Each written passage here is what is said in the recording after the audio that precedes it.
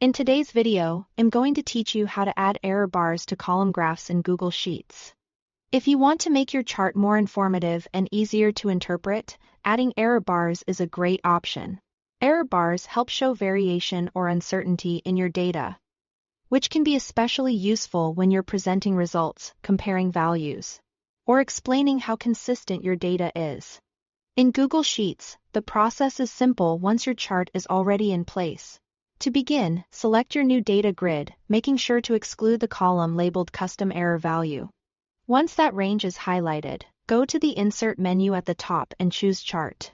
Google Sheets will automatically generate a chart based on your selected data, and if your data is organized properly, it should appear as a column graph.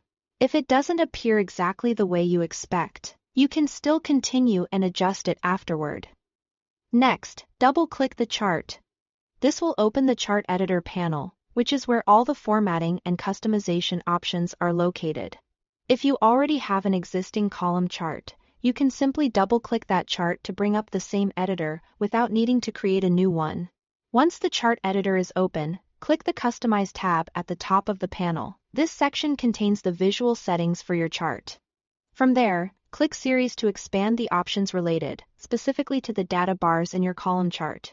Now scroll down within the Series section until you see the option for error bars. Check the box next to it to enable them on your graph. As soon as you turn this on, you'll see additional settings appear that let you control how the error bars behave. From the drop-down menu, choose the type of error bar you want to use.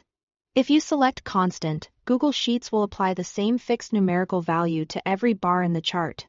If you choose %, the size of each error bar will scale based on a percentage of that column's value, which is useful when your data varies widely. If you choose Standard Deviation, Sheets will calculate the statistical spread of the data based on the series mean, giving you a more analytical view of variation. After choosing the type you want, go to the Value field just below the drop-down and enter the number or percentage you want to apply. This setting controls the size of the error bars, so make sure it matches the way you want your data represented. That's all it takes to add error bars to a column graph in Google Sheets. Thanks for watching.